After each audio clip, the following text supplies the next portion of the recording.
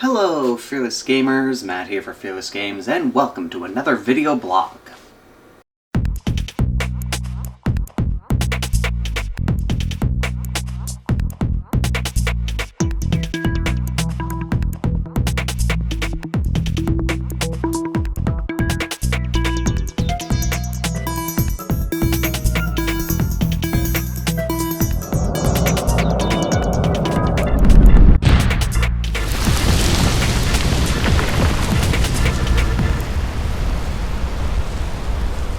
So today we're going to be looking at the Aeldari Codex, the 10th edition Codex. It's now out in the wild, and I finally got access to it, and so we're going to be taking a look into it.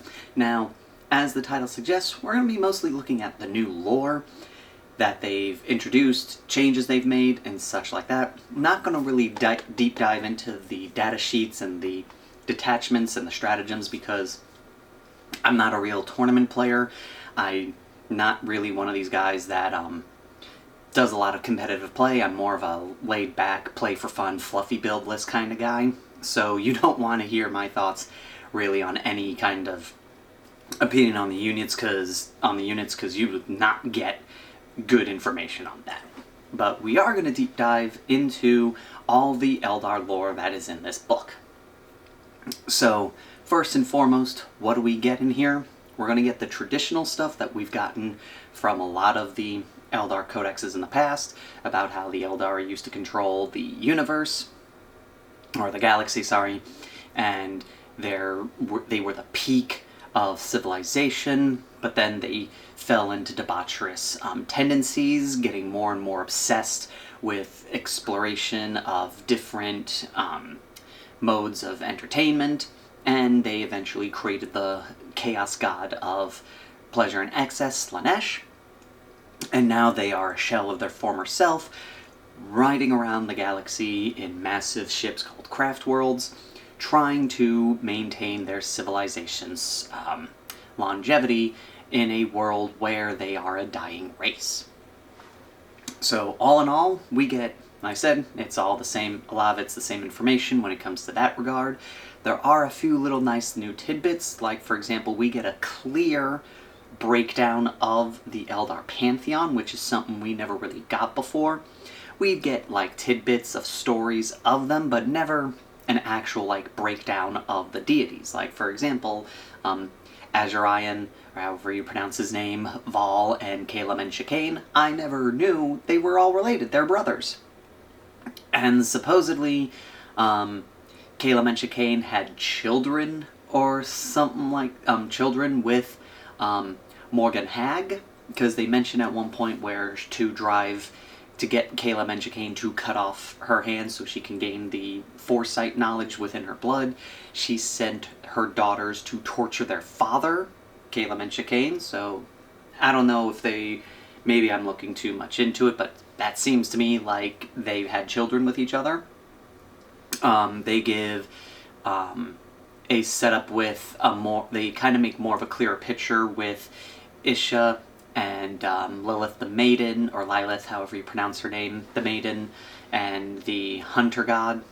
Like, for example, apparently Caleb and Chicane had a crush on the Maiden, so that whole vision she has of her seeing him being destroyed by the children of Isha, she kind of fudged a bit of the facts because she knew Caleb and Chicane had a thing for her. So she knew she could say pretty much whatever she wanted and he would believe her to get him to try and separate Isha from her children and all that jazz, because she was kind of jealous that because Isha kind of pretty much stole her husband from her, and the Maiden didn't like that. Well, let's see, any other major like changes. One thing I was wondering if they were going to throw back in, but they decided not to mention it. They didn't mention anything about Khorne's participation in Kane's shattering. For those who do not know, in one of the old original stories, after Slanesh defeated Kane, she was about to consume him Korn apparently stopped in because he really liked Cain, because he's a god of murder, and he's like, oh, this is I want this guy. And him and Slanesh fought over Cain, and their battle for him shattered his essence. They decided not to put that back into this story, so that's, again, only information for players who decide to really take a deep dive into the lore. They just mentioned that he's shattered in this one. Another thing that they talk about is the Aspect Warriors. They made a couple of minor changes well, not minor changes, but more insight into different things. Like, they mention that there are more Aspect Warrior shrines out there than we know of that are in the book and that are playable. Like, for example, the Slicing Orbs of Xandros and the Shadow Specters from Forge World are Aspect Warrior shrines exclusively on the Craft World Mymeria, which is Forge World's Craft World. So that's kind of how they are explaining out why Shadow Specters didn't get moved over to Plastic. Oh, they're just exclusively only in the Mymeria Craft World. They solidify that Phoenix Lords are the founders of the shrines, which is, I'm not like going, oh, this ruined it, but I was kind of hoping they would kind of lean towards what Gav Thorpe told us in his interview with him, where his headcanon was that just because you founded a shrine, you don't automatically become the Phoenix Lord. And in his headcanon, the Warp Spiders didn't have a Phoenix Lord because there was never one warrior that earned the status of Phoenix Lord through their deeds and heroic moments. And I was hoping they were going to do that when they introduced Lycus, but no, Lycus is the founder of the shrine, like all the others. The only one that seems to have been breaks to tradition is Kahandras. So, a little disappointed because it kind of puts this requirement whenever you're making your own fluff and such. Oh, because it's a shrine, it has to have a Phoenix Lord. And I was like, I'm not really a big fan of that. But it's neither here nor there, it's not a big deal. Going off of that, like I said, they talk about Lycus and how she's the most active of all the Phoenix Lords. They, interesting enough, with that entry, added a number to how far Warp Spiders can warp jump. It seems they have a maximum range of 100 meters, which is interesting. I never really kind of thought of if there was a limit to how far they could teleport. Now we know. And in introducing Lycus, they also gave us a little bit of... they added a little more flavor to the Ronadandra, or however you pronounce it, the Eldar Apocalypse, saying that she will be one of the first ones to die, and she's going to die by teleporting with her warp jump pack and never coming back. That is her fate. She is doomed to be lost to the warp when the time happens. So now we know how two of the Phoenix Lords are going to meet their end at the Rohanadandra. The Lycus is going to die when she teleports into the warp, and Fuwain is going to be the last one to die on a mountain of corpses of all of his comrades fighting to the bitter end. They also made a change. Depending on who you ask, it's a major change. You ask me, it's like a minor change to what Wraithbone is. Originally, Wraithbone was pure warp energy, solidified and molded into a shape. So Bone Singers would pull warp energy out, shape it into whatever object they needed, and then force it to solidify into that shape. Now, it's a composite material made of various compounds, ores, and minerals. And then, again, psychically, the Bone Singers use their talents to encourage it to grow and form into the shapes that they need. So, you could argue that one of the compounds used in it is warp energy. And I know for a lot of people this was going to be like a huge retcon that ruins the idea, because it was kind of cool. The Eldar just pull warp energy and grow all of their buildings from practically nothing. But at the same time, it did, I can see where they're coming from. Like, the Catan, or the Satan, however you want to pronounce their names, they were supposed to be, the warp was supposed to be an anathema to them. That's like the one thing them and the Necrons had no defense against. That's what was so big about the Blackstone Fortress's warp cannons. It would just beam right through the living metal of the Necron vessels because they just had no defense against it. So when I read this change to Wraithbone, I was sitting there going, well, now come to think of it, technically, shouldn't it act like Silver to a werewolf? Whenever they come in contact with Wraithbone, it should hurt the Satan and such. So and also, why don't they just drop cities on planets if they could just pull warp energy? You know, it kind of gave them an unlimited resource, which begged the question of why don't they have more war engines, more giant titans? Why aren't they populating more cities, more planets? And the like, if they could have this unlimited resource. So I can understand where they were trying to go, you know, let's tone down the, how much Wraithbone is available to the Aeldari to make it a little more reasonable. So it's understandable why they did it. A little bit of me is not happy with the change, but I get it. It's not going to be something, it doesn't like ruin the Aeldari for me. Some other interesting aspects that they did give us some... Oh, actually, before I go on to new stuff here, they did give us an interesting tidbit about the craft world ally talk that I didn't really know about before, and that is because they are the craft world of that heavily has a lot of rangers and pathfinders. They have the second largest knowledge of the Webway, second only to the Harlequins. So out of all the craft worlds, they have the largest map of the Webway, which I thought was an interesting little tidbit about them. And going on with that, they did give us an update on 3 of the 4 major craft worlds, really. Uthway is watching over the Great Rift, making sure the flow of chaos is contained. Bealtan is off on the eastern side of the known galaxy to defend the Maiden Worlds there from orcs, Tyranids, humans, what have you, while also trying to rebuild their craft world, which we'll get to that in a little bit.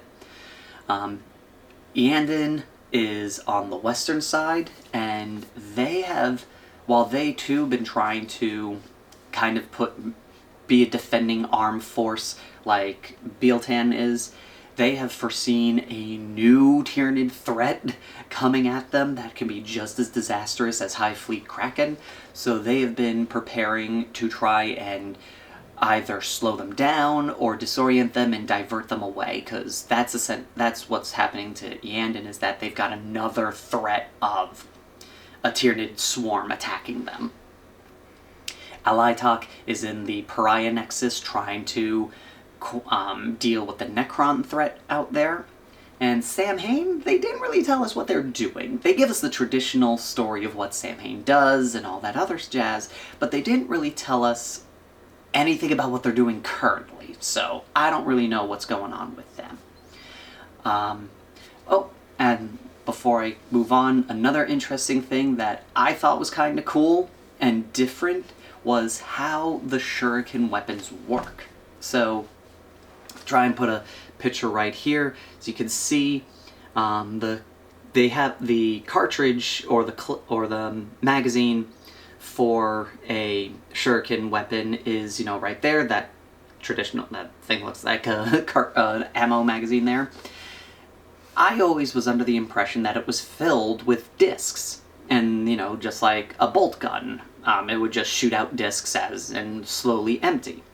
Apparently the whole thing is the ammo, so that is a solid piece of Wraithbone, and it slides up into the chamber, and the firing mechanism forces a sliver of that cartridge to be separated from the piece and shoots out the front like a disc. So as they're firing it, that piece is getting smaller and smaller and smaller and smaller. And I think that's kind of really cool. So, like, it's different. It's not like they're forging all these individual discs. They're just taking a stick of wraithbone, carving it in, meshing it into the shape of the cartridge, and then putting it in the gun, and the gun is literally just shaving off pieces. That I thought was a really cool bit of Eldar technology that they introduced, and something I've never seen them mention before in the codexes. So I thought that was really interesting.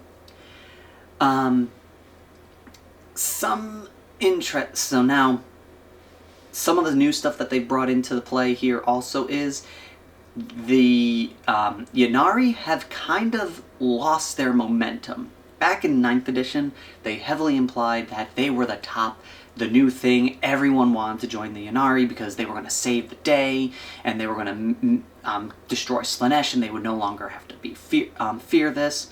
And Eldrad joined them after he was kicked out of Uthwi. Jain Zar joined them. Practically all of Bealtan joined them.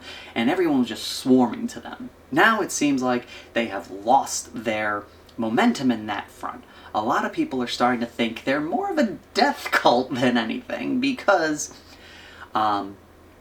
their efforts to awaken Inyad, the god of death, or the Whispering God, have started to slow down.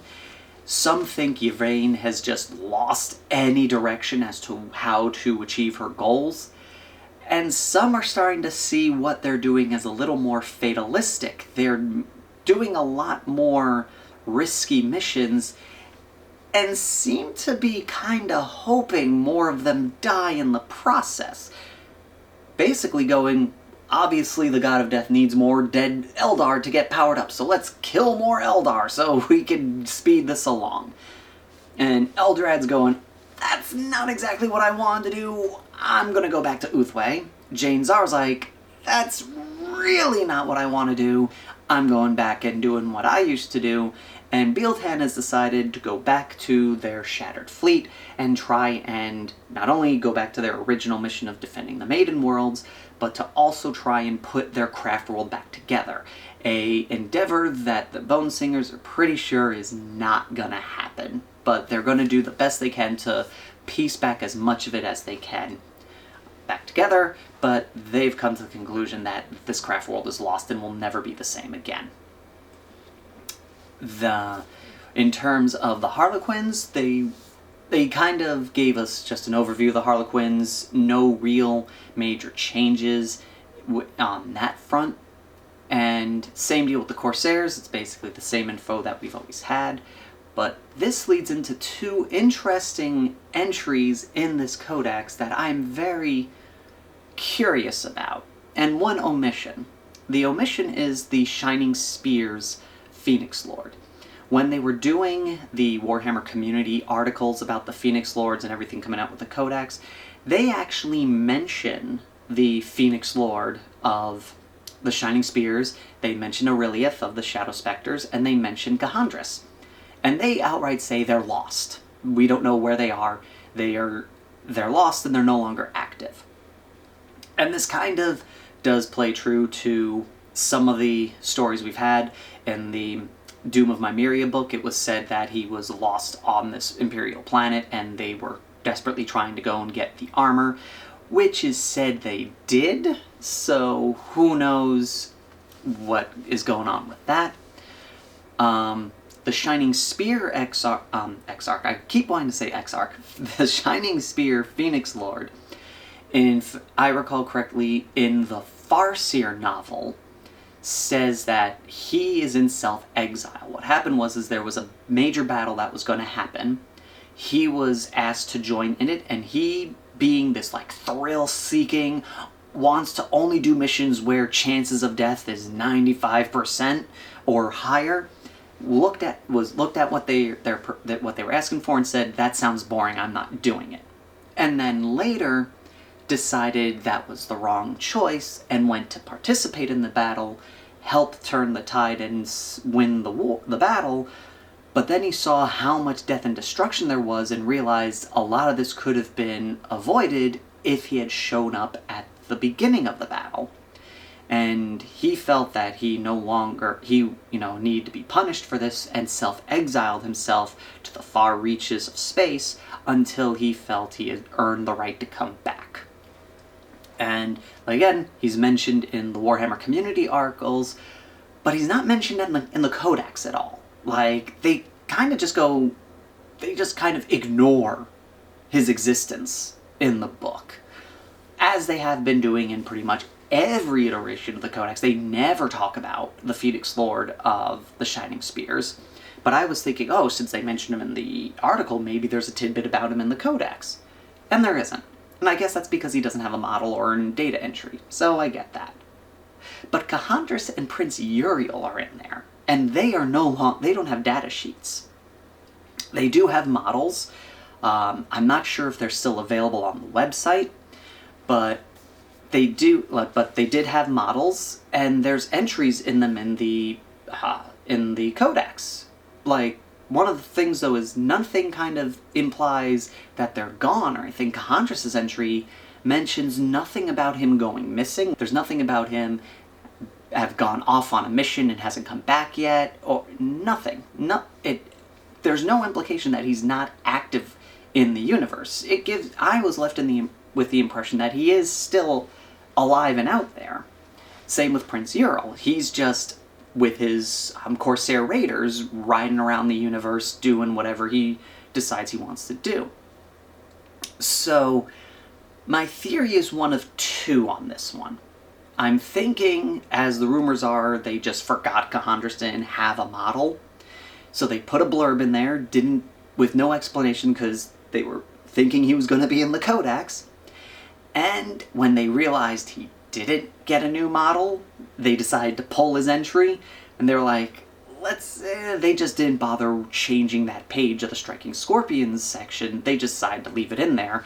Or the other thing, and this ties more with Prince Uriel than Kahandris, is they know that they were going to get Legend, and so they were like, well, since they're going to be Legend, we'll still sell the model, and we'll mention them, so when people see that model on the GW page and they see that entry in Legends, they'll know what we're talking about. I don't know, that's the best I've got. Let me know what your thoughts are about that in the comments section. And overall, that is pretty much all the major stuff in the new lore of the Codex. So I'll go over one or two little tidbits about the data entries for now, but again, don't expect any great words of wisdom here or major opinions on this stuff, because I'm just not good at that stuff when it comes to determining what's good or bad in a Codex. I do like how the Phoenix Lords are working still in the Codex here. There's benefits to joining them to a squad, not just for the unit, but for them as well. Like, for example, Lycus. Lycus can't flicker jump on her own. She has to join Warp Spider's unit to flicker jump, and so she gains the flicker jump ability, and she gives the Warp Spiders the ability to charge after flicker jumping. So there's a pro for pro with the Phoenix Lords. The Phoenix Lord grants the unit something, the unit grants the Phoenix Lord something. Fuang, he adds, I believe it's 8 inches to it's either 8 or 6 inches to the melter range of all Fire Dragon weapons. And Fire Dragons have their absolute destruction ability, which Fuang gets if he's part of the unit. So again, there's benefits to both. It's no longer just, oh, why am I just getting this Phoenix Lord to just add this one little ability to this unit? It's like, no, he gets something as well, something I really like. Let's see, I noticed that the heavy weapon platforms now have the ability to join squads of Guardians, which is great, because traditionally, from my understanding, because it's been a while since I've used heavy weapon platforms, I do have 3 right there, I just need to paint them up. They were one of those units where you took them as a group, but then they moved independently of each other.